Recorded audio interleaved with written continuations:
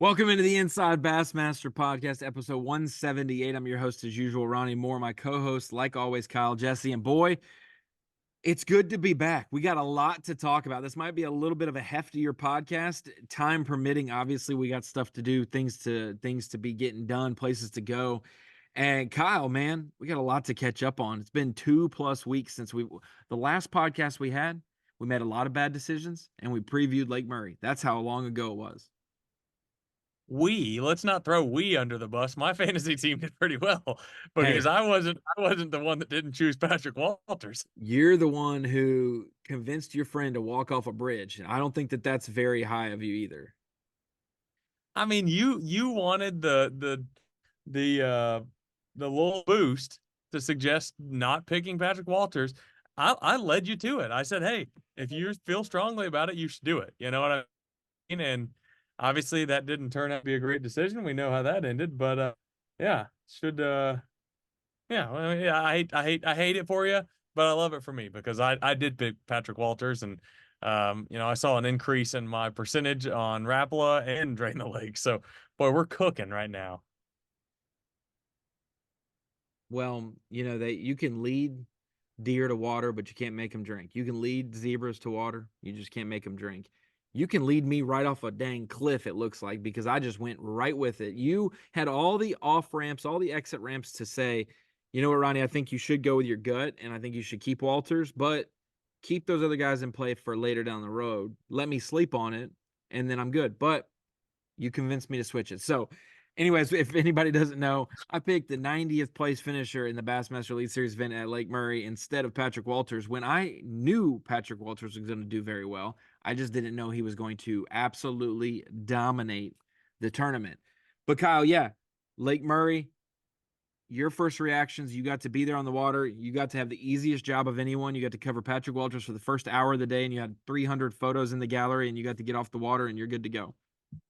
Yeah, it was pretty nice actually. It wasn't done for the day, but it was about as easy as far as capturing content as it gets, considering the early bite there with the herring spawn and the the shad spawn or whatever it necessarily was that he was fishing. Whatever it was, they were biting early and often there for the first few hours. And the first reaction I had, and you said it there, you used the word dominating.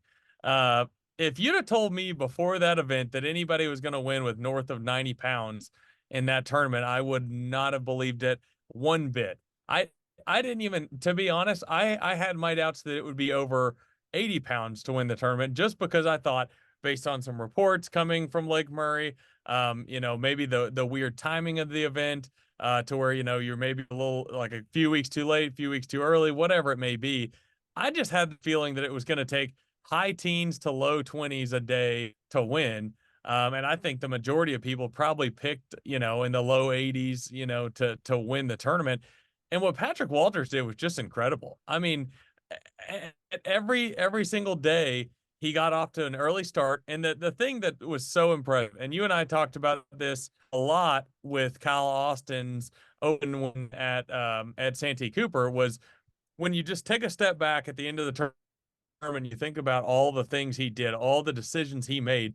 And I got to see it firsthand, obviously covering him all 4 days. He started in a different spot almost every day, and it worked out for him every single day. Like it seemed like he never skipped a beat, despite the fact, like, a lot of times when you get on that type of bite, if you've got one spot that's just really, really good and it turns out for you every day, it's like, well, you had the best spot. He caught fish on places other guys fished. He caught fish on, one point, obviously did the majority of his damage, days 3 and 4, but it was just incredible to watch every move that he made.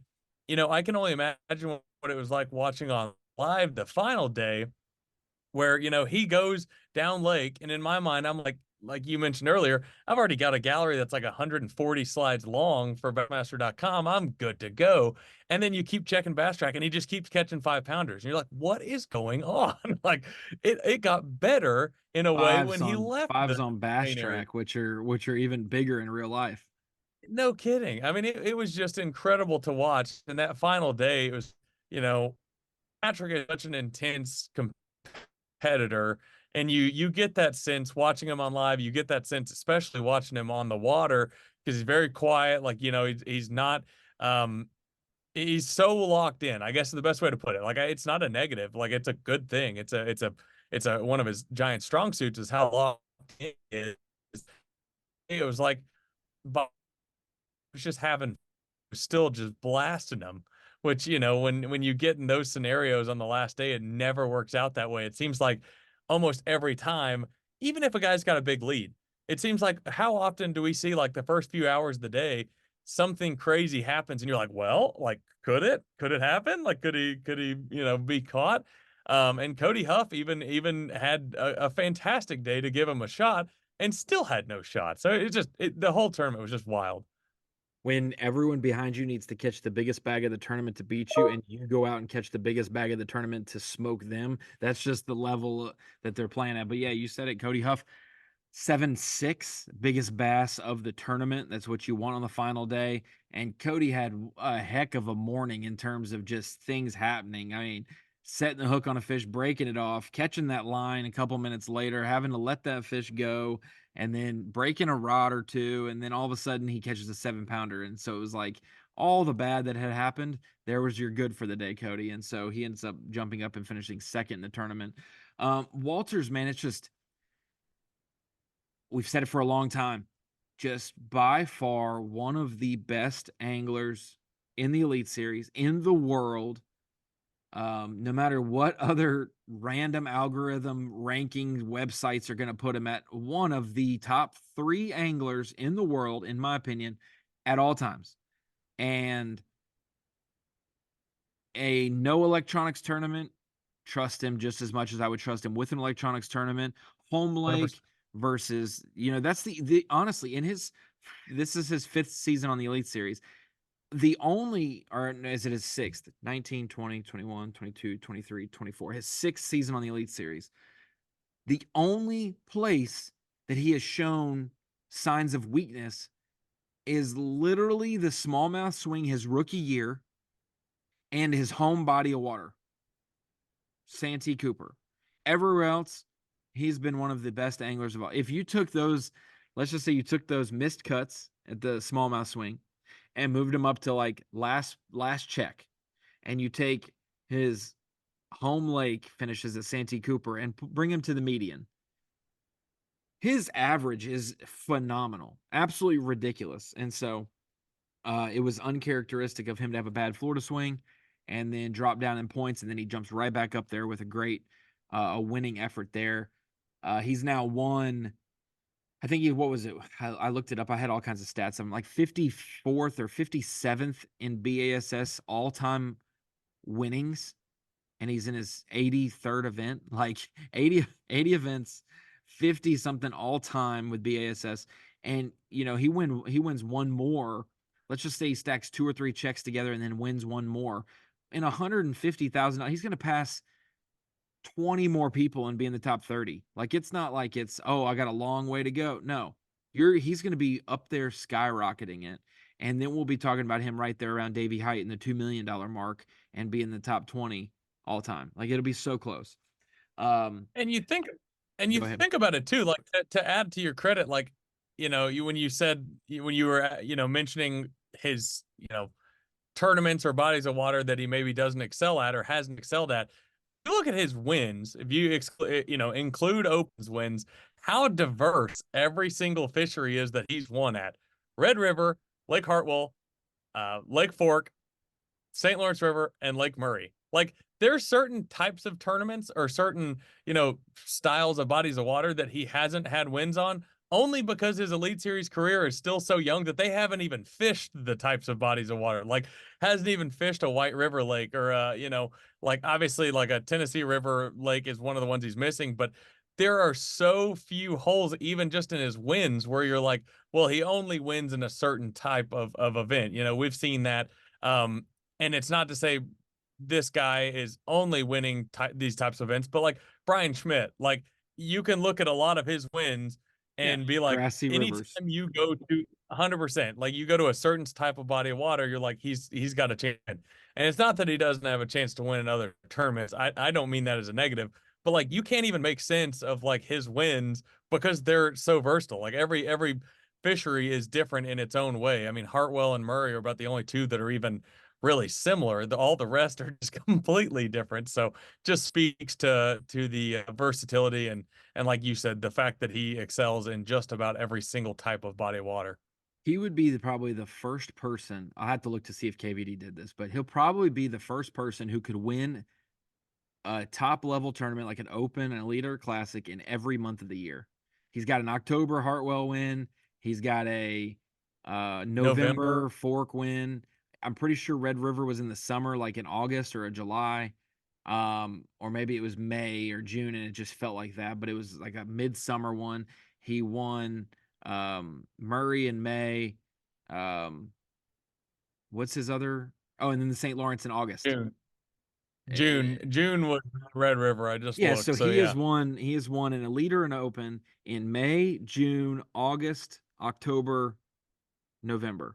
So kudos to him. I mentioned it even I threw in his MPFL stats too, where like he's now fished he fished 2 seasons. He's missed one event each season. So instead of 12 events, he has 10 MPFL events. And then he's fished 2 this year. So he's got 12 total MPFL events. And he has 10 top 10s out of those 12. He has 3 wins. Those wins are Lanier. Oh shoot, it's in a text. Hold on. I want to get it right. Luke told me who it was.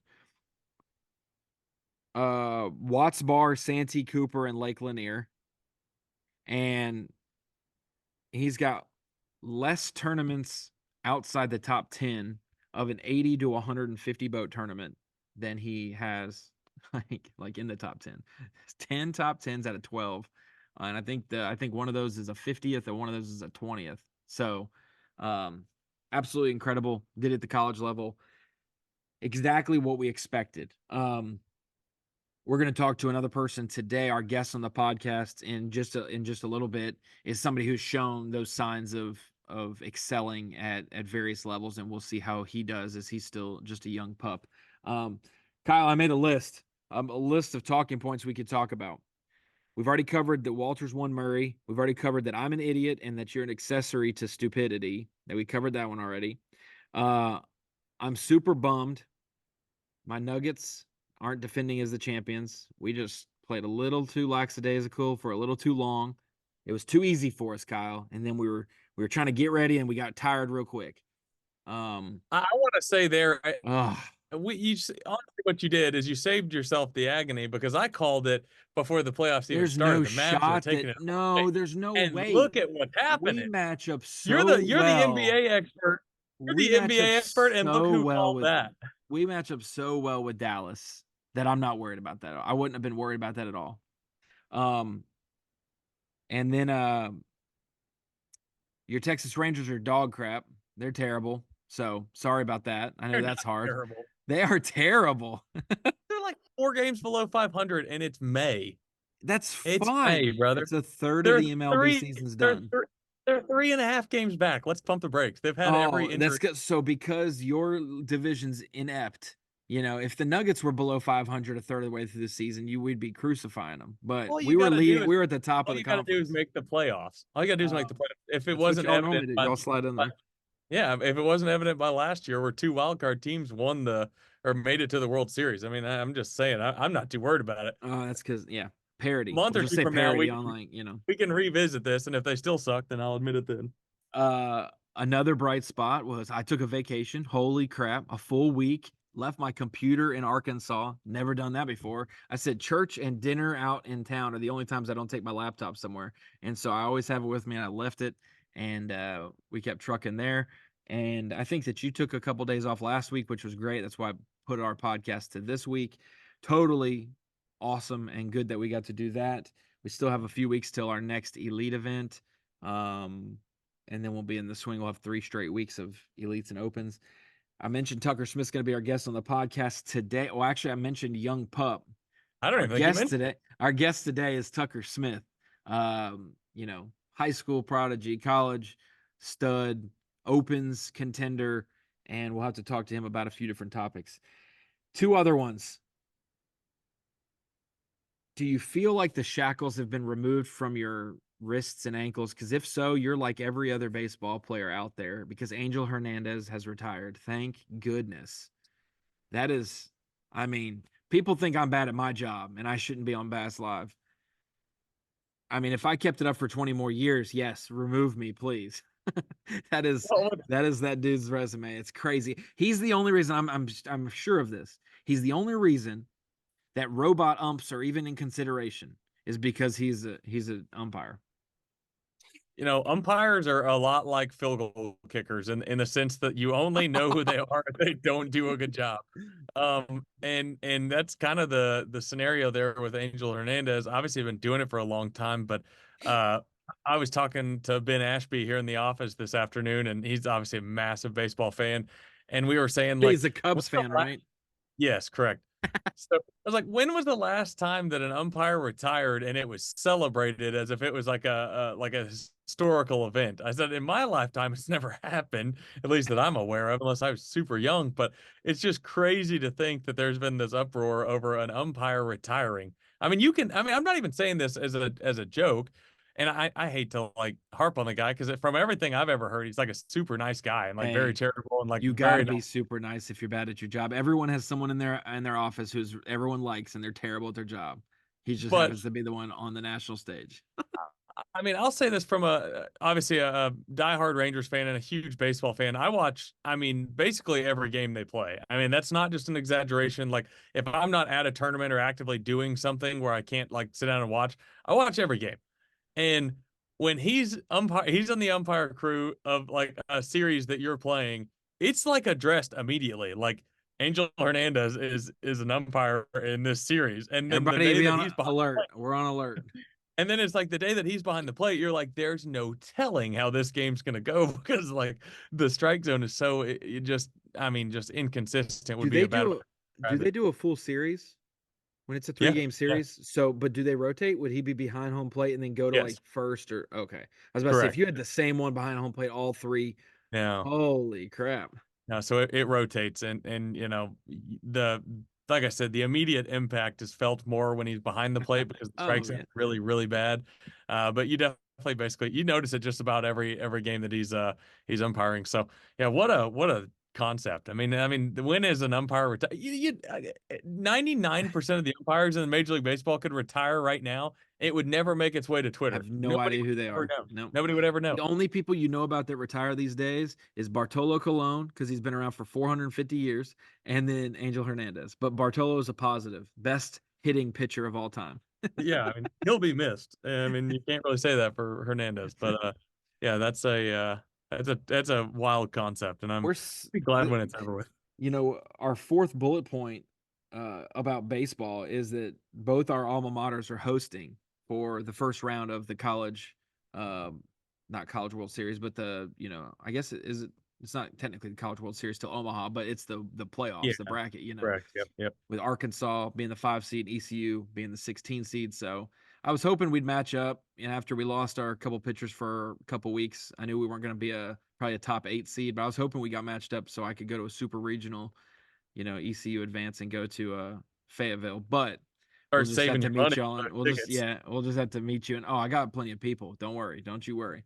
You Um, think you do? There's nothing more difficult than finding a baseball ticket for a regional or super regional in Arkansas because the there's only fr- so many tickets to be had. And there's about the entire state that wants to go. Well, I'll just go over to the library where I parked one time on a snowy basketball game night and just wait for a home run ball to be hit that way. I'll just have binoculars sitting on the truck.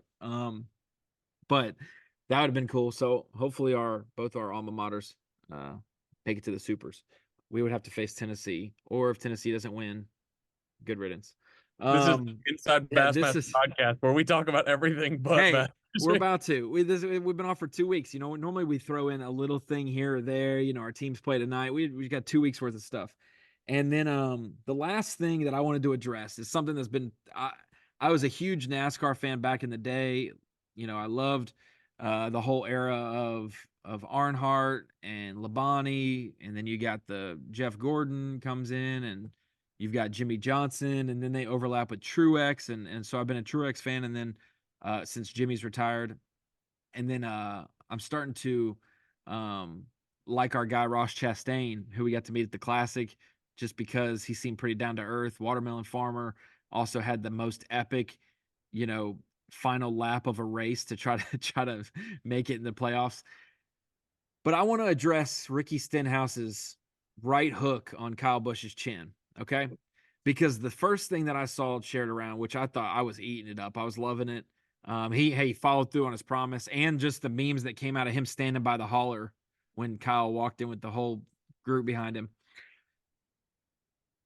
All of bass fishing got big time internet muscles saying we need to do that in bass fishing. Buddy, ain't nobody stopping you from doing that. Nobody has in the history of bass fishing ever stopped somebody from fighting back behind. We'll fine you $75,000 too if you want to fight. No one stopped you. So I don't want to act like all these guys. I wish we could do that, buddy. Fight all you want. You have had the chance, but I don't want to hear that. That is the lamest thing I've ever seen when anglers are like, we wish we could do that, but at the tanks. Imagine if we set that up. Nobody's stopping you. You just got to know what flight the dude's in. What are we talking about? Anyways, that's my one rant. Everything we've been talking about is positive, fun. How silly are we that we're sitting there talking about, well, I wish we could do that. Buddy, no one stopped you. I promise you, Chase Sansom backstage is not getting in the middle of no fight to break it up. We're going to let you do your thing, but you just ain't going to do it. Jay Sansom would be more likely to get punched in the middle of a intentionally, which, Stenhouse's dad getting another one from Kyle. By no means should we be encouraging no, but no, you're certainly right. There's even less security and less my gosh.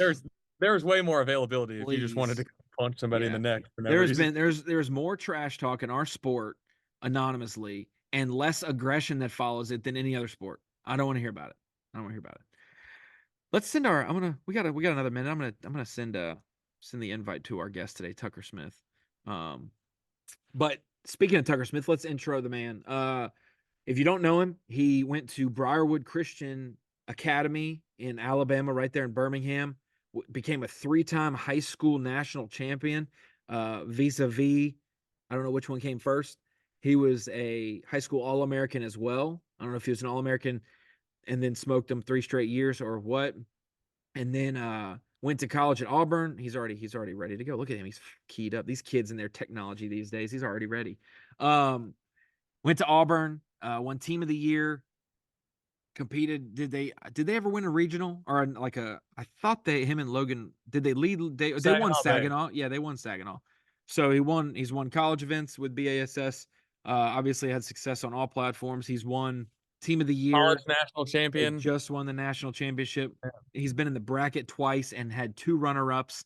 Now we get to the opens. Jumped in the opens last year. Everybody knows what happened there with the sportsmanship rule where his day 2 weight was negated at Eufaula to kick off the opens. He was only doing 1 division, but then came back and signed up for all 9 opens this year. And boy, if he hasn't gotten 2 second-place finishes in opens. He did it at Okeechobee and he did it at Logan Martin. And then he's gotten 2 second places in college brackets. Kyle, he has 4 events from punching his ticket to the Bassmaster Classic and has came up first man short 4 times. That is crazy. So we're going to talk to him about that and more on the podcast today. And there he is, our guest today, Opens EQ angler, former college national champion. We could just go on and on with the accolades, but we just did. Tucker Smith, how are you doing today, young man? I'm good. Thank y'all for having me. Hey, Kyle, the one thing we didn't add in his accolades is that he and Logan won $1 million tournament. We undersold the lead. He has fully funded his opens and career from winning 1 tournament where he got $500,000 check. Tucker, do you still have some of that money, or have you spent it or saved it or what? Yeah, I've invested a lot of it, so hopefully I can have a little bit left over if I keep having to fish these Bassmaster Opens. And now a question, investment, is that through DraftKings and FanDuel, or is that through like Roth IRAs? Which one? Roth IRA. Okay, good. Tucker Smith actually owns a Zaxby's up the road on 280 in Birmingham. That's actually where he invested a lot of his money. Well, Tucker, I wanted to have you on the podcast today. Kyle and I have been chatting about this, and we took 2 weeks off the podcast, and me and Kyle both went on different trips and got some time away from work. And we said, well, why don't we bring it back in? We're halfway through the open season, man. I know you got your feet wet in the opens last year in a single division. You're fishing all 9 this year. You're used to traveling around the country when it comes to college events and fishing and competing at a higher level. So tell us what the first half of the open season, 3 pretty good ones, 1 real tough one. Grade yourself through these first 4 opens. Yeah, man, it's been a fun year so far. Started off at Okeechobee, and that was a really amazing event. I really didn't think anything of it going into that event. I wasn't expecting, a really good finish like that. Usually, me and Florida don't get along too well, so to be able to do good there was awesome. And then Ouachita had a decent finish there. That was fun.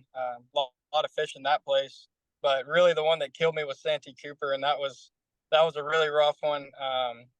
It looked good on paper, and everybody was catching big fish, but what people don't realize is those guys were getting a lot of those guys were getting 6 to 7 bites a day. So it was tough to get those bites in the boat. And, I grinded and grinded, but it didn't work out for me. So, ended up going back to Logan Martin, which is my home lake where I grew up, and ended up getting another second place finish there that really helps out the points. And I was blessed that I was able to do that there because it was really special in front of my family and everything like that. Tucker, I imagine as a competitor, like of the 4 tournaments, you probably spend more time thinking about Santee Cooper, like in a that being your one tough one. But making the turnaround from the toughest event of the season to turn around and finish second, like that takes a lot of maturity. That takes a lot of mental capacity to be able to turn it around. What was it for you that allowed you just to put that in the past and look forward? Because there's also a lot of pressure Man, at home. You had a long break for the classic, the longest break you had through the year, and then you're going home, so you're comfortable, but there's a lot more pressure. Yeah, definitely there was a ton of pressure there. I really just tried to go into it and tried to break it down as a new lake. And that's the biggest thing when you're fishing against all these guys. They're so good. Like they find everything on the whole lake. So I really just kind of had to look at it like a new body of water and try to break it down as best as I could, and ended up landing on them. I ended up going to some places that I'd fished in the past and ended up catching some good ones too. Found a couple new areas that helped out, but man, I really had to take a step back after Santee Cooper and really think to myself and kind of try to refocus my whole strategy. So after that event and after this good finish, it really gave me the the good feeling to keep moving forward, and it gives me that edge to be in the hunt still. So that was what I was excited about. And that's what we've been talking about on Bassmaster Live, and Such, he's got the desk beside me, and we talk about the ability to have a tough tournament and still be in the mix this year. Last year, 7 of the 9 qualifiers were in the top 25 after the first event. So they started strong, had 3 or 4 good ones in a row, and they really didn't allow the other anglers in the field to catch up. Like they kind of boxed them out. And then when they maybe had a tough one in the fall, everybody was too far behind at that point to even make a difference. But this year, I think I tracked it. Obviously, 50 anglers after Okeechobee were in the top 50. And then it was only 20 anglers had top 50s in both the first 2 events. And then it was only 3 anglers had top 50s in the first 3 events. And obviously you, Paul, Easton, Bo, like a bunch of guys had sub 50th finishes. And then you get to Logan Martin and you do that. So when you say in the hunt, you moved from 29th place after Santee in points to 13th. So do you still feel comfortable 13th? You're just a few spots behind, but guys like Paul, who are now inside the cut, but there's some guys behind you. Trevor McKinney, he's in 17th. Like how far down would you still feel comfortable about having a shot? Man, that's the thing about it. You never really feel comfortable with all those guys fishing against them. Any one of those guys could make that jump like that, and it goes down to the last tournament of the year. So really, I'm just trying to fish as hard as I can and do the best that I can, because I know that all those guys that are in the running right there have a chance and are good enough anglers to make it to the Elite Series. So it's really just about keep plugging and having fun and try to catch as many big fish as I can. Obviously, you've had plenty of time to look over the schedule. Like when you look at the remaining tournaments, what's maybe a tournament you're really looking forward to, and then one that you're like, I got to survive that one. Like that's one I don't know as much about or not super confident about.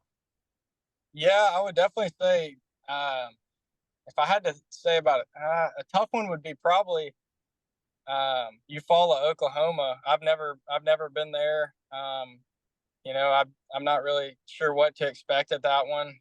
So I'm just gonna kind of go into that. I didn't go pre-practice, so I'm just gonna go up there for official practice and try to break it down the best that I can.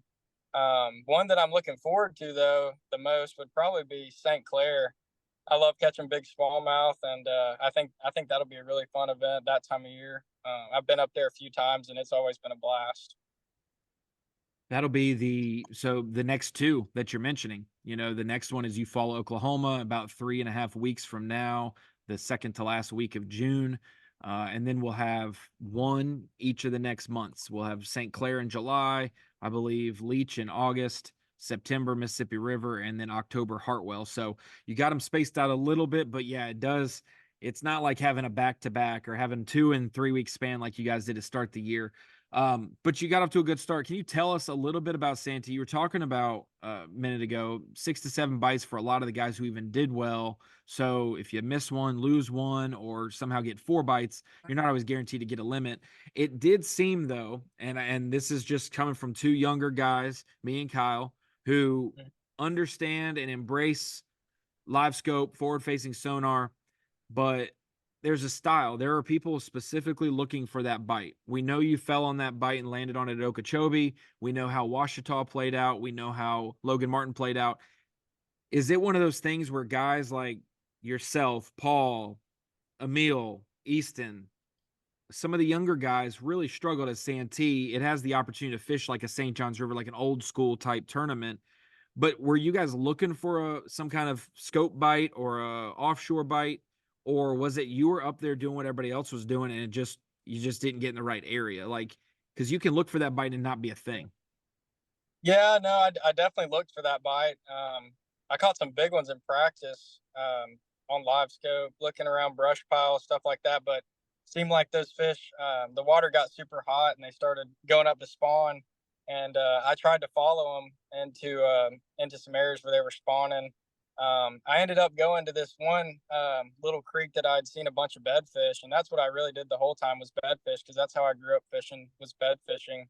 And so I ended up using that approach. And really, I think the place that I just pulled up to and tried to fish for bedfish, I don't think that there was the quality that everywhere else had.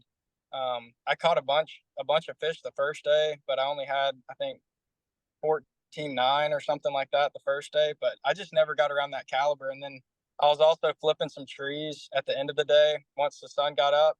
And man, I flipped a bunch of trees with a jig, and I had some bites on some stretches. But I know one of the days I had 2 bites flipping the jig, and I think they were both big ones. One I flipped in there, set the hook, my trailer came off, and then I think it was like 5 or 6 trees later, I flip on a tree, and then one just pulls my whole jig skirt off. So it just really wasn't going my way that tournament. It seems like I just made the wrong decisions and didn't get in the right areas. But looking back on it now, I wish I could go back and redo that tournament and try to figure out that tree bite because it looked like that was what was going on. They were mudfish, 100% mudfish. Yeah. I'm kidding. I literally. They probably were. I don't know. One thing that is very unique about Santee Cooper, and it seems like I made this joke after the tournament. It's like I'm confident outside of the Elite Series tournament we had there in the fall that you could have a tournament on Santee Cooper at any given time of the year and it's going to be a spawn tournament. Like it doesn't matter what week we go there, like earlier than normal, spawn, right in the middle of the spawn, should be post spawn, still spawn. Like it's incredible. Like that it's almost like a Florida fishery in the sense that it seems like the spawn is so prolonged that even in tournaments you don't think it's going to happen, it seems to always be the case. But very unique tournament. What's crazy about Santee, and I don't want this to be a Santee podcast, but Kyle Austin wouldn't mind it being a Santee podcast. But we're just gonna bring Tucker on here to talk about his worst finish for the whole podcast. Yeah, I saw Kyle Austin running around the whole time. Made me feel like a dummy. Motivation.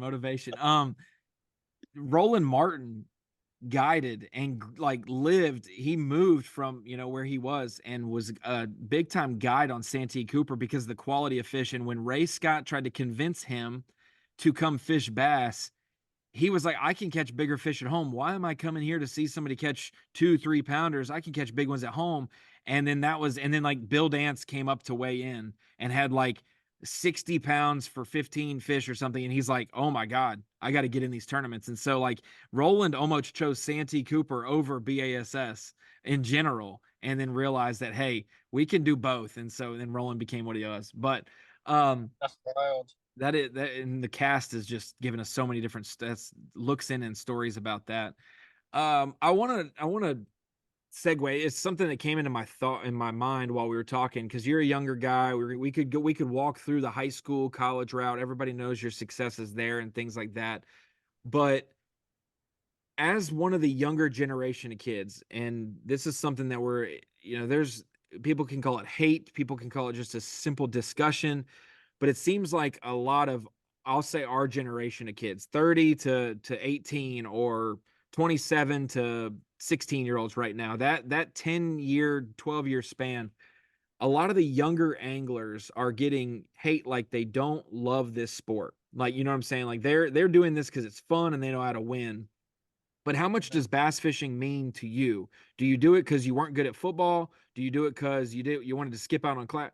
Or do you love bass fishing? Because I think for some of the older guys or people who don't know these young kids, they see young kids with success and say, well, when they stop having success, they're not going to love it anymore. They're not going to do it anymore.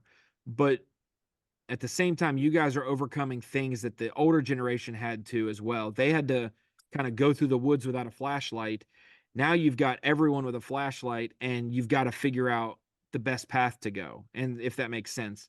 And so, do you love bass fishing? Is this something that you felt like you were born to do, and you would, if you could figure out and stop doing everything else to just do this, like that's what you're going to do? Yeah, man, 100%. I love bass fishing with all my heart. It's all that I've ever really loved to do. You know, I played sports growing up, and I just never had that feeling with anything else. But growing up as a kid, I went with my grandfather a lot. He taught me a lot about bass fishing, and we used to fish a bunch of tournaments around the house, and he really got me fired up about it, and as well as my uncle too. But yeah, I mean, I from day one, all I remember is fishing. My grandparents had a lake house on Logan Martin, and that's where I spent every single summer, all summer long, fishing with them. You know, fishing off the pier. It didn't matter, fishing for catfish, fishing for crappie, fishing for bass, anything like that. But yeah, I've loved it my whole life, and I definitely, it doesn't matter, you know what happens. I'm gonna find a way to make bass fishing happen. So if that means fishing professionally or fishing around the house, I'm gonna bass fish no matter what. I love it so much. So yeah, I mean, hopefully we can keep rolling with it and keep fishing, and hopefully do good the rest of the season, because I mean, this is all I want to do. Was there a point that you sat down and kind of, you know, knowing us, knowing kids and how I was in college or high school, wasn't as organized. I didn't have the clear cut path. I was like, oh, I'm just going to do this one day. We'll just figure it out as we go along. Was there a time where your family, because they are super supportive, you guys sat down and said, like, what do I need to do to be able to do this? Class load wise, travel wise, finances wise, how do I make this happen? Was there a point where you had to sit down and be like, I'm not going to just do this until I'm good at it. Like, I'm going to set out to be great at it. Yeah, I mean, my family's always been super supportive about what I like to do, and I'm really blessed to have that. But yeah, definitely, I think it was when I was going into college, that was really when it really set in, that bass fishing was, you know, I was wanting to do that for a living after being around all the college guys, seeing the different lakes that we go to, and seeing that we were able to have some success on other bodies of water than just in Alabama. That was kind of the eye opener for my parents, that, you know, hey, like, my kid really wants to do this, and we're going to support him through, you know, his decision and go and try to go fishing. So yeah, I would definitely say there was a big turning point going into college. Well, a couple things. I was going to attest to what Ronnie's question and Tucker's answer. think I mentioned it on the podcast before, but since I moved to Birmingham, every time I go to the lake, it seems like no matter what ramp I end up putting in at, Tucker Smith is also at that same ramp. So I can attest that he goes fishing a lot He more. never turned his bass track off, so you still see his location on the private Yeah. map. You follow No, him. Yeah, no, not do No, just- So that. between that and then when I was in school in Fayetteville, every time I think I mentioned this to Ronnie before, but every time I'd ever go fish 10 killer in Oklahoma, every single time Jason Christie was out there, like never failed. And it's like I don't get to go as much as I would like to, but that's a pretty good I guess testament there. Like every time I go, it seems like I see Tucker Smith. I normally catch him better than he does, but other than that, I mean, we go to the same bodies of water, so that's super fun. But one thing you mentioned there, obviously the accolades through, high school, college fishing, that's one of the things that's really kind of propelled your career to this point. Where would you be without that? Because you mentioned it there. Like, think about how much, like how ahead you are being able to fish the fisheries that you've fished to this point, to where when you jump in the opens, there's not a lot of unfamiliarity. Like you mentioned, you follow, but at large, like you've fished lakes through high school and college that resemble almost everywhere that you go in the opens. Like, how big of an advantage is that for you, having fished in college and obviously had the success you have?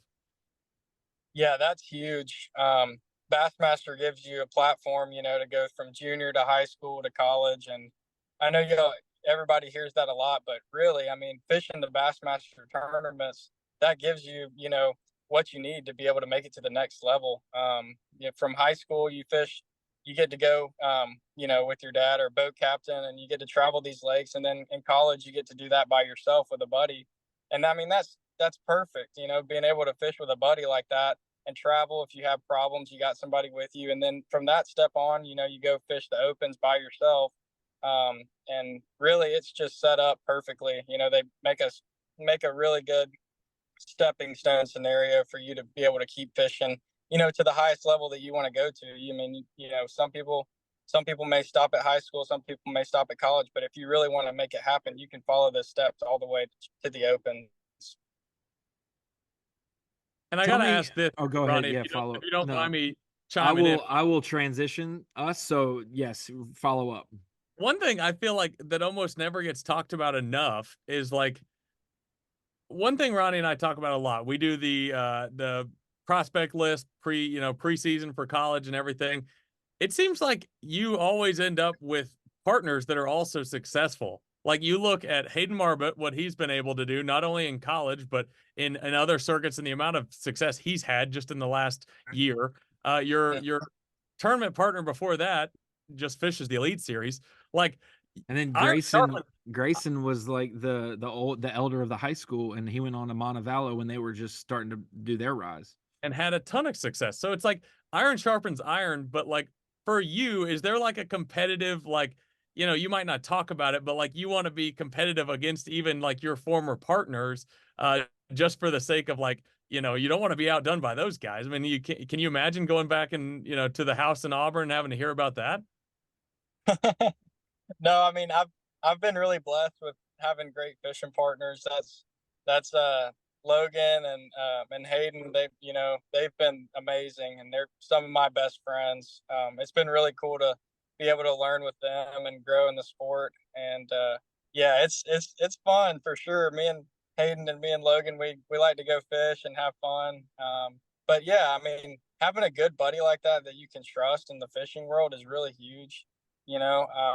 It's hard now, it seems like, to find these days a lot of people that you can really tell a lot of stuff to and it not get spread everywhere. So to be able to have those really good friends that you can trust and go fishing with, that's really awesome to have.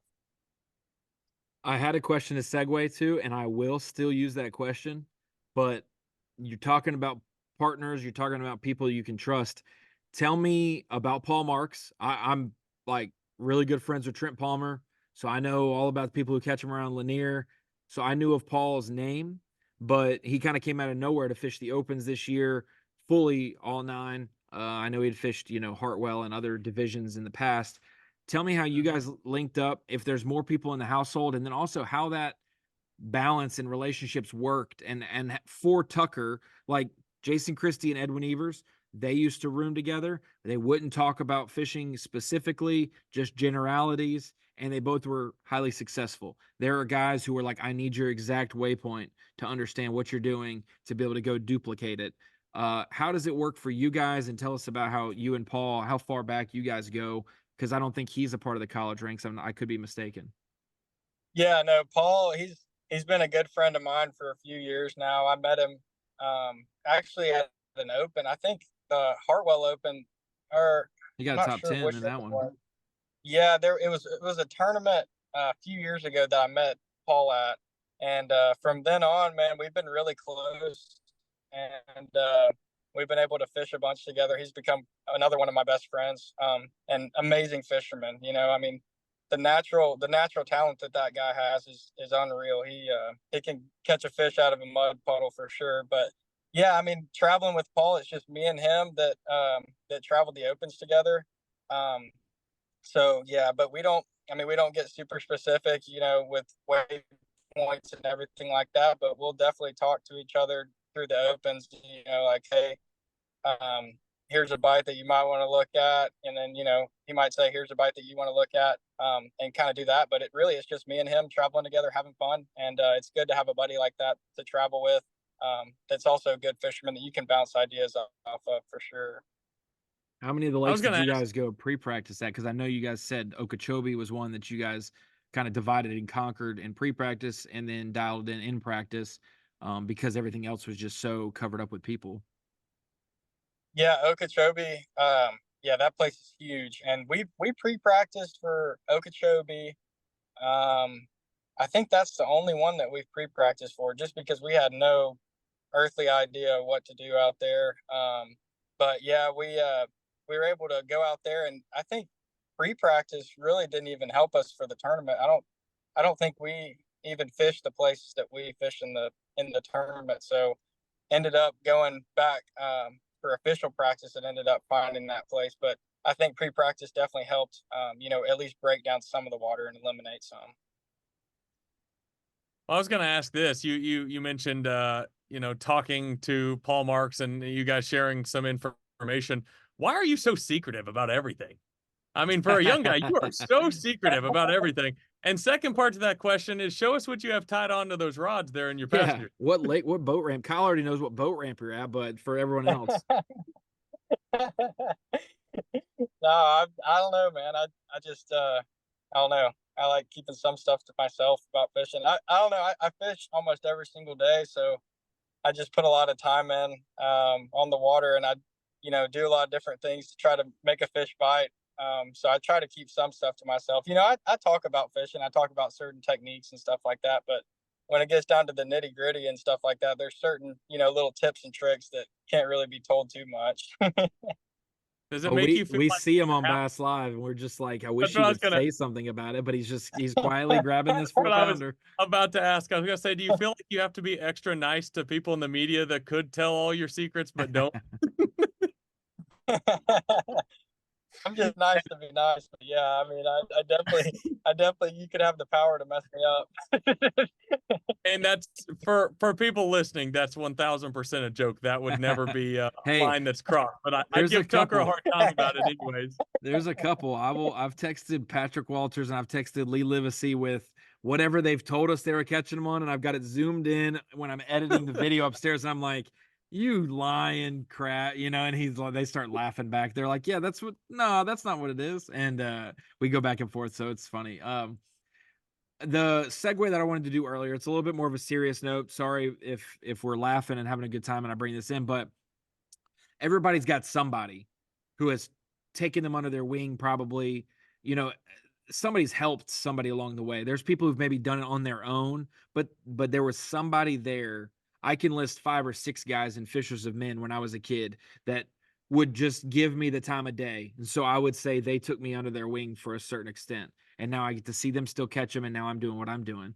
Um, for you, it seemed like it was Aaron Martens. Can you tell us about that relationship, how it became a thing, and what he has meant to you in the early stages of your career, and now you're kind of carrying on all the knowledge that he maybe had bestowed upon you? Yeah, I'm gonna try not to cry when I talk about him, but yeah, no, I mean, Aaron was awesome. He was I met him. Um, his daughter actually went to the same high school that I went to at Briarwood. So his daughter actually fished with my cousin Sadie, and they actually fished in the same boat together on the high school team. So it was really cool. I got to meet him through that. Yeah, and I got to spend some time with him on the water. Not as much time as I would have liked to, but the cool thing about Aaron was, he treated everybody, kind of like him. He didn't think he was up here and you were down here if you weren't a professional fisherman.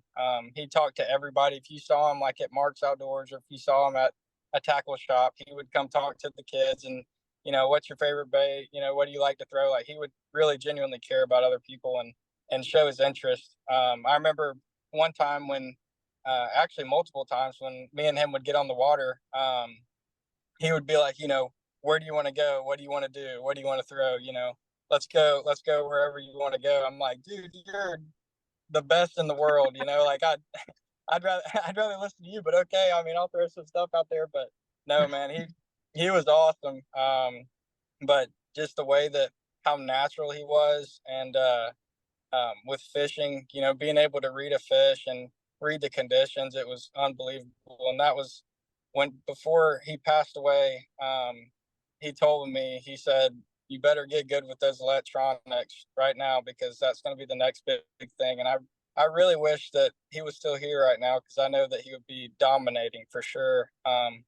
But yeah, he told me that, and from then on, I've really just spent as much time as I can on the lake and trying to figure out everything that I can. And he definitely taught me a lot, and I'm trying to carry on that legacy.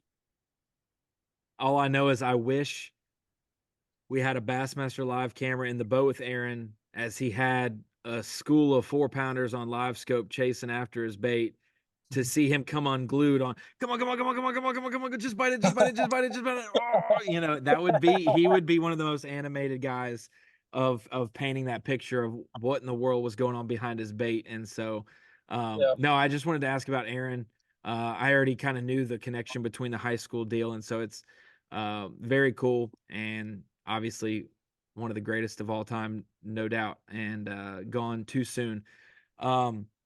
Tucker, one thing that you guys do have in common, though, and we talked about this as your intro lead in, Aaron had so much success, and you really can't have success without having a ton of shots on goal at that level of winning tournaments or doing well.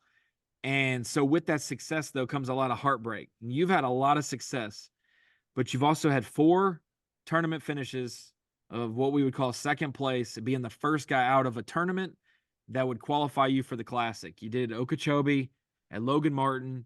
You did it in the college bracket to Easton last year, and you did it in the college bracket a few years ago in your home state, Alabama, to Tristan McCormick. So 4 second place finishes that would have gotten you to the Bassmaster Classic. God, is that tough? Is that tough to handle, or is that encouraging that you're right there? I keep telling myself it's encouraging, and then I end up getting another second place. So no, but it really it's been tough, being that close. But it gives me that drive for sure. I think it's hopefully when I make it there one day, it's really just it's gonna be the cherry on top, and it's gonna mean a lot more than just getting there. The first year trying.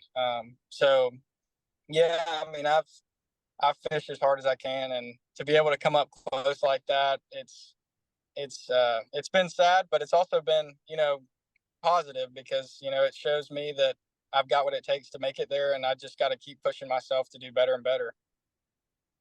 So 2-part question here, and it kind of piggybacks off of Ronnie's question.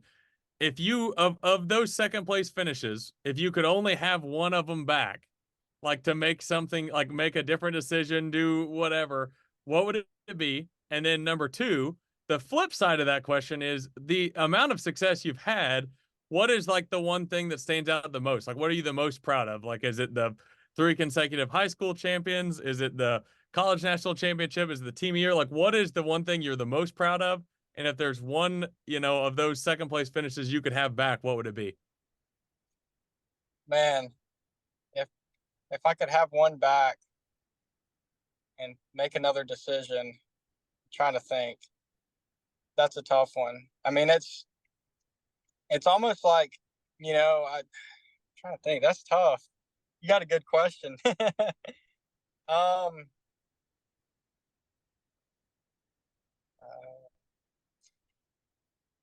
I don't really know. I mean, I think that everything happens for a reason. I think God put those tournaments in my life, and I was able to get those second place finishes for a reason. I think that's, building me as a person, building me as a fisherman. Um, I don't think that I would take one back, just because I think that's how it was supposed to go. If I don't think I could pick one, honestly. I think in all those tournaments, I tried everything that I possibly could do. And, that makes me feel better knowing that I did everything in my will that I could do to try to win that tournament. So I wouldn't change one at all. I would say most proud moment though. I really don't try to talk about success a lot. I just try to keep my head down and be quiet and fish and do what I'm supposed to do. Well, you're making it hard. You're making it hard on yourself because you've had a lot of success. So if you want to do that, just be less successful. That'd be my advice.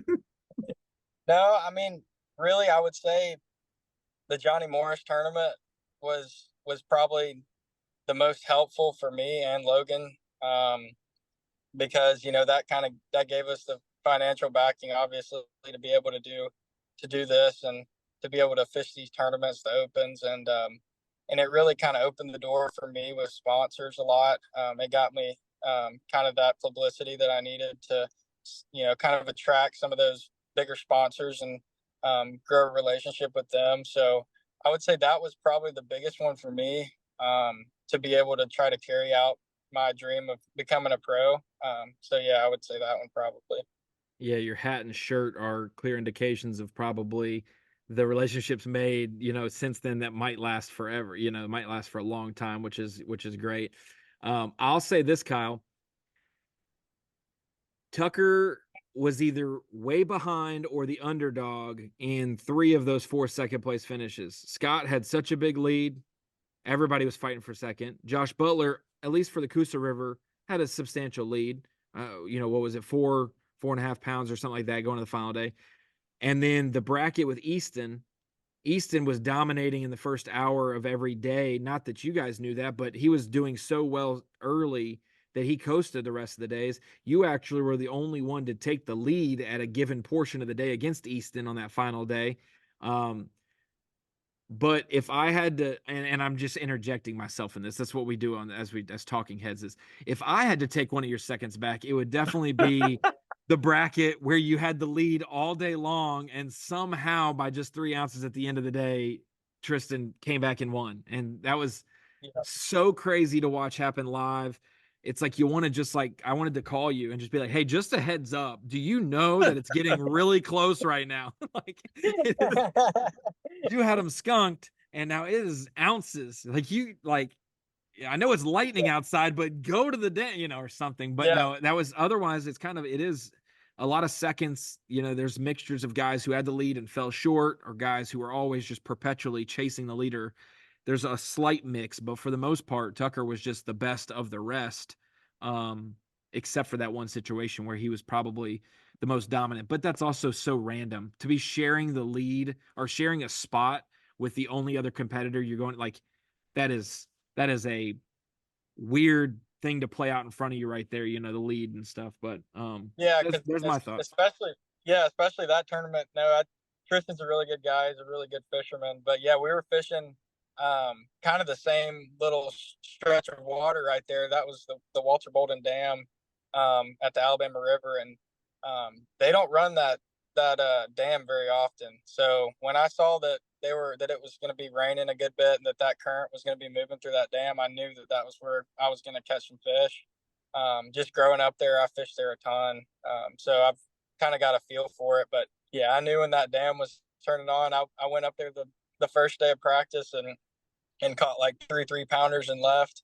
And I knew somebody was going to find that place after they saw that current moving. But yeah, it was definitely the winning spot for sure. It was just so close. I'll piggyback on what Ronnie said. That was definitely the toughest to be in person and see. Like I've been like in some degree like a part of basically all of them, and that was definitely the toughest to watch because it was like you said, it was so close and like Tucker said. I mean, But on the flip side, certainly, Kyle, I'm completely objective. So it was also so fun for me to watch because it was one of those things of he needs a 3-7 to take the lead and it's 3-9. You're like, oh my God, he just took, so on the flip side, it was like you hate to see someone give a lead up, but you also like that the dude's doing a comeback. Is he gonna see it through? Go ahead. But yeah, it's like our emotions were ranging there. yeah, it was just I was just gonna say it was just tough to watch because it was one of those weird like scenarios where like Tucker said, I love Tristan to death. So like I was so happy for him, but like watching Tucker come that close, like it was just like a very wide range of emotions. And I remember talking to Tucker afterwards and it was just like, I don't really have the right words to say here, but I do remember telling him that like 5 years from now, which it probably not even been that long, that this will just seem like a thing of the past. And like I feel like we can at least look back at this point and realize like the amount of success Tucker's had since that moment is kind of speak for itself. And obviously winning the Bass Pro Shops tournament, I feel like was just like the prime example of that. Like one door closed and like you really thought that was the opportunity, and then like the Bass Pro Shop tournament happens and it's like would that have happened if the bracket didn't happen? Like you never know, but it's just crazy, just And crazy. I'm trading $1 million win for a $20,000 win every day of the week. No, what was crazy about that too is I definitely think that God opened a different door because the bracket I lost by 3 ounces, and then we went to the Bass Pro Shops tournament. We won that tournament by 3 ounces. So it was pretty interesting to me. It gave me chill bumps, honestly. That's crazy. I bet y'all, I just, I don't want to be in the truck to see how it smells, but that truck ride back from Table Rock was probably crazy. With you guys probably had the music pegged, and you might have been at 85 miles an hour all the way home, just having a time, but safely, of course. Kyle, are you good, or are we gonna let Tucker go? I'm good. It's been fun. I've really enjoyed it, and I hope the viewers have enjoyed it as much as we've enjoyed talking to you. It's been a pleasure, and looking forward to seeing what you do the rest of the season, man. Yeah, thank y'all. I've really had a lot of fun talking to y'all, and I'll definitely hop back on if y'all want me to sometime soon. Hey, We can do it. We'll make a promise. The next time we'll have you on the podcast will either be you just qualified for the elites or you just clinched your ticket to the Bassmaster Classic. We got to be the first interview when you win to go to the Classic. We'll do it that night or we'll do it the next morning. But those two will be that's the guarantee. Oh, time to have him on again. So awesome, Tucker. We appreciate you, man, and good luck the rest of the season. 5 more events to go for Tucker Smith that stand between him and making the Bassmaster Elite Series for the 2025 season. And Kyle, if he was a part of our rookie class for 2025, it's not going to get much easier for the Elite Series veterans because boy, he'll be well prepared. No question. And something you mentioned there, obviously we talked about forward facing sonar a little bit, and like the general perception outwardly is like, well, certain guys will qualify only because they're good at that. I watched him fish in high school, 2 of the 3 events. There was no live scope then. And if there was, I mean, they certainly didn't have it. And I can remember watching he and Hayden win at Kentucky Lake. And I remember thinking to myself, that's gotta be like, and I didn't like at that point, I'll be honest, and Tucker's not on here, and I would tell it to him to his face. At that point, I was like probably in the majority that was like, I don't really care about this high school kid that's like winning everything. Like I want to see it like through college and the opens and like, away from having a boat captain before I want to jump to any conclusions. And I just remember watching them in person. Chris Decker and I were on the boat watching them.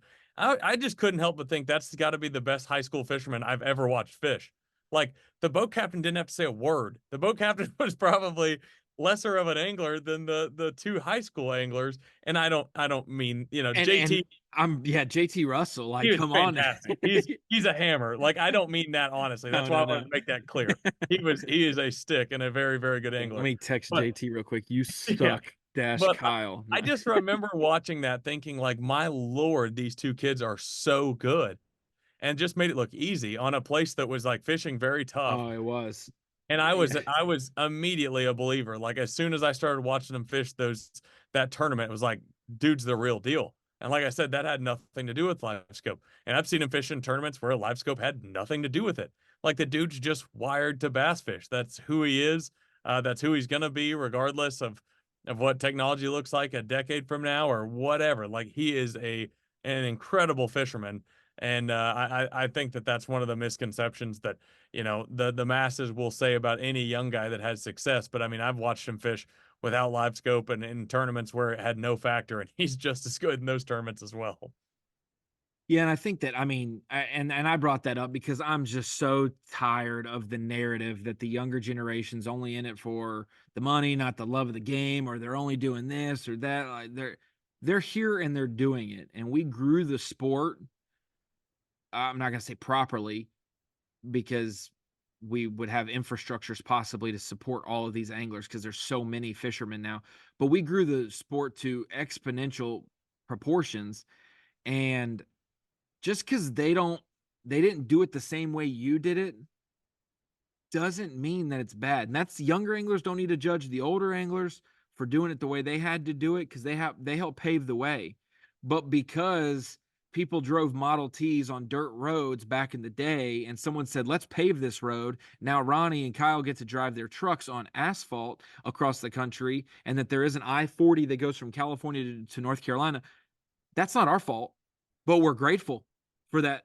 And now we're going to drive as fast as we can on that road to get to where we're going. We got the sports paved so much. The reason college has TV viewing time is because of how highly successful the Elite Series was. And the same reason how highly successful college is now is the reason we have a junior league, or the reason that the prizes go up. So it can't be, well, why didn't I win this prize? And why do they get to win this prize? That's just the nature of growth for things. I got a dang high school basketball game between some New Jersey academy and a California academy on a Saturday morning on my TV, because we pay attention to high school rankings these days before they go to college, before they're on college basketball games, and before we go to the NBA, whatever it is. And so we got the Little League World Series on TV because the World Series and college baseball are so popular. And so that's my rant, is these guys love it. If someone thinks you don't love it, just ask Kyle or Ronnie. We'll vet them. We'll tell you if they really like it or not. Because these guys, because at the end of the day, we're the authority. Well, we would be the people who know the angler in question, and the people who know that, yeah, we get to control the narrative. Yeah, that's fine. Yeah, you come to us because as if we're being serious. Because I know you and I know the person you're asking about. That's why we're the authority. Yeah. And so, just like when I don't know something, Tommy's the authority because he knows it. And so I'll ask him. So he becomes the authority. That's all. But, Kyle, I think we were talking about this before we came on camera, and I think I'm saving our B&W trailer hitches question of the day. I wanted to say, I didn't want to do it, while we were with Tucker. I wanted to wait and do it because I didn't want you to give a bad answer, with him being on the podcast, and you got to feel like you're, persuading him on your opinion. I wanted to save the B&W trailer hitches question of the day for afterwards. And so I'm going to tell you the question like normal, and then I'm going to give you a moment to mull over it. Okay. Kyle, Jessie, the B&W trailer hitches question of the day. I don't know if they can hear that. Can't hear it. Of the 5 opens remaining this season, Eufaula, Oklahoma, St. Clair, Michigan, Leach, Minnesota, Mississippi River in Wisconsin, Lake Hartwell, South Carolina. Of the 5 opens, which one do you believe Tucker Smith is more likely to win to go to the Bassmaster Classic? So while you mull over that, today's episode is brought to you by B&W Trailer Hitches, the go-to solution for all your towing needs, from hauling your boat to the lake or the mower to the shop. B&W has your trailer. B&W Trailer Hitches has you covered with the top-of-the-line tow and stow adjustable ball mount. This isn't your average ball mount. It's got adjustable height and ball options. It's like the Swiss Army knife for your truck. Plus, it stows away when you're not using it so you don't bang your shins on your trailer hitch. It's the best thing that you could do for your truck and your shins. B&W Trailer Hitches, check them out today. Kyle, B&W Trailer Hitches question of the day. Which Open for the rest of the season does Tucker Smith have the best chance to win to go to the Bassmaster Classic? Go. This is going to seem like a chalk answer because he just came on here and said the one tournament he was looking forward to. But I got the opportunity to cover Tucker in college and in smallmouth events, multiple smallmouth events. And dude's really good at smallmouth fishing. Like, I think he's spent enough time up north, on prestigious smallmouth lakes. I know that he spent a good amount of time. I don't remember which summer it was, but spending time in New York and just fishing for smallmouth. So with that being said, I'm going to say Tucker Smith's best chance to qualify for the Bassmaster Classic, the 2025 Bassmaster Classic, is going to be at St. Clair, July 11th through the 13th. I love his ability to use forward-facing sonar, which we've seen him have success at. St. Clair is like basically the place that forward-facing sonar was invented. It seems like because those smallmouth don't hardly make any sense. They just roam around. And like I said, his success fishing for smallmouth throughout the college series might not be as seasoned as a lot of the guys fishing the EQs as far as number of events on smallmouth fisheries. But I'm going to say St. Clair is the answer to the B&W Trailer Hitches question of the day. Am I allowed to answer it? Sure. Oh, sure. Okay. I didn't want to propose the question and then like me answer it as well. But I'm gonna go October 10th through the 12th, Lake Hartwell in South Carolina, fall or late summer, spotted bass. We've seen with Tristan McCormick's win. I think Patrick Walters' win. He might have had some largemouth in his bag, but Tristan in the fall was able to win exclusively on spotted bass. I think that could suit Tucker. He would just probably have to beat his roommate, Paul. he'd have to beat Paul. And there may be some, I don't know if Patrick Walters, if Brandon Cobb, if any of those guys jumping in there. But I think that for the same reasons you say smallmouth, are the same reasons I say spotted bass. I believe he won a Boat US College National Championship on Hartwell in the summer last year. Or did he? I think he won I'm both. pretty sure. I'm not sure as far as winning it, but I'm pretty sure he had like the record spotted bass on Lake Hartwell. And I'm not even being sarcastic about that. I really think that's true. Yeah, he caught the big bass. It was like hold on. I'm gonna look it up. 2023 Boat US College. It was allegedly the biggest spotted bass ever weighed there. And like I said, I don't know if that's actually true or not, but that's what the story was saying because he caught a giant one in the tournament. Oh, just give me the standings. Come on, hold on.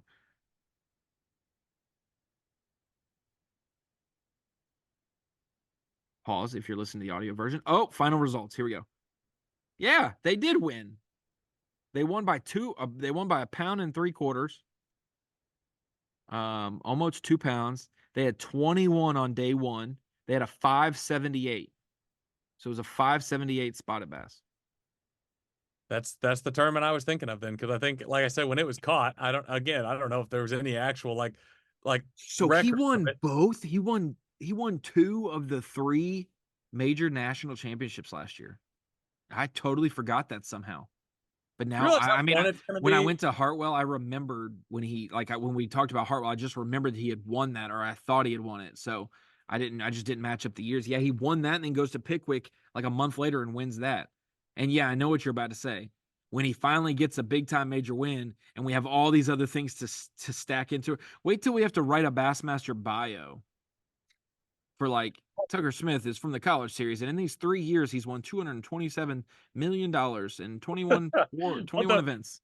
The thing I was going to say, the thing I was going to say was whenever he does qualify for the elites, whatever year that is, if it's this year, next year, 5 years from now, who knows? Do you know how fun it's going to be to like pick him for fantasy tournaments? Because we already have like the biggest book of like wins that you could possibly have like throughout a career in high school and college and obviously just early on in the opens. Like he's had success at so many different bodies of water. I feel like eventually we're gonna like sneak a Tucker Smith like fantasy pick in where nobody else is picking him, because we're just gonna have like that little tidbit of information that not everybody else like thinks about. Not that they don't have it, but they're just not gonna think about it. And that's gonna be fun. That's gonna be a fun time whenever that They happens. said that Sandusky Bay on Erie is like Saginaw Bay, and so since they won Saginaw, no, I'm just kidding. But and I've been to Sandusky. I don't think it's anything like. I don't think it's anything like it. You know what? I was just making a joke. Well, Kyle, we've got 2 more podcasts we'll do before we kick off Wheeler. So we have one next week. If our guest ends up doing it, it should be a awesome one. And then we'll preview Wheeler. We'll roll that into the Eufaula Open, the 5th stop, where Tucker will be along with the other 170 or 160 EQ anglers that are desiring to qualify for the elites. And then they'll roll right into Smith Lake for the 7th stop of the Elite Series. And then we'll be 2 elites from finishing the season and 4 opens from finishing the season. So seasons, it got to halfway, and then we're about to be done at the end of June real quick with most of our schedule. So, which is to the happiness of a lot of people. And then we'll be talking about what's going to be next year's schedule, but we'll get to that when we get there. Kyle, anything before I let you go? I got nothing. Fun podcast, and although I enjoyed your vacation where I didn't have to deal with you for a while, it was good to be back in the saddle, and thought it was a good show today. Yes.